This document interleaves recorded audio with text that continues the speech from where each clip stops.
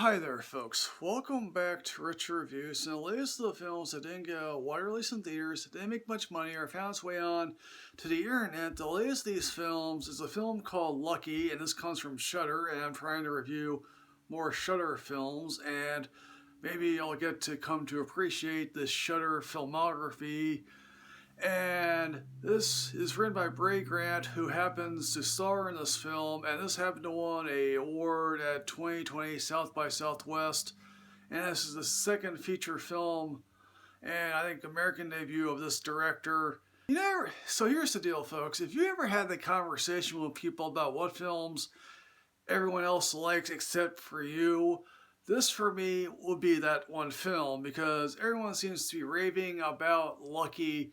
And I just sort of watched this, and it's like an hour and 25 minutes of really basically a Groundhog Day type film that happens to be spun off into like a Twilight Zone episode.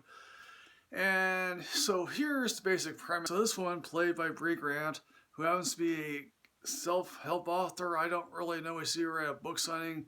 She has her name of the book is Go It Alone.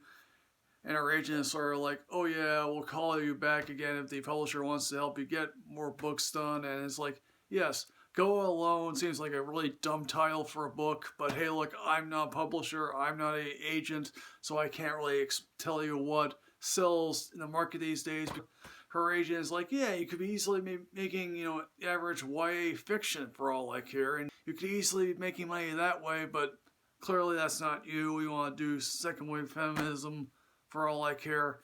Then, of course, one night, a man breaks into her home, and her husband Ted is so nonchalant about it, and basically saying, that's the man who breaks into our home each night. Sometimes he kills me. And at first we're like, well, what are you talking about? And then he's like, okay, let's go downstairs. And basically, this woman, hurts the man. And then the body mysteriously disappears. And then obviously she tries to call the police. The police don't necessarily believe her. Her husband just sort of goes away for a while. And basically everyone else is sort of like, hey, do you need a place to stay? Why are you staying in this house? We obviously come to learn that the Bray Grant character obviously cheated on her husband during a book signing once. Obviously weighs heavily on her. Then of course this man comes back night after night. The Bray Grant character just quite frankly attacks him again, attacks him each night.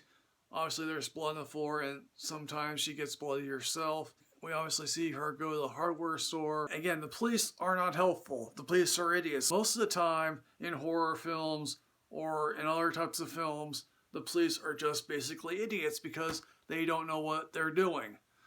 And maybe there's a point here, I don't really know. This film just feels like a Twilight Zone episode that got expanded out to feature length. Maybe Bray Grant had a really great idea for a film here. Apparently Bray Grant was in several episodes of EastEnders and was also on Dexter for a couple of episodes. I don't know what she was playing there. Apparently she has a whole lot of film credits to her name, and I have not seen her once anywhere. So does her husband. There are also a bunch of other characters that populate this film, and they act so nonchalantly towards everything about this scenario that you're like, what's happening here? In the last 20 minutes, we are given an explanation. And let me confess that Bray Grant's explanation here is so lackluster, you're like, that's what the answer she's giving us? And any writer, given a chance to write a script, they were asked, okay, come up with a better ending to this screenplay that this woman wrote. Could be like, oh yeah, I could come up with a better ending than that. But even then, I would still believe that this answer would be incredibly unsatisfying. Who this man is just a throwaway gag. And that's the film. Fade to black. So in the end, folks, what I'm going to say about Lucky, and apparently I've just decided I'm going to give this film a break. I'm going to give this a Netflix ranking because I quite frankly think to myself, there are worse films out there I could skewer and put on my worst of the year list.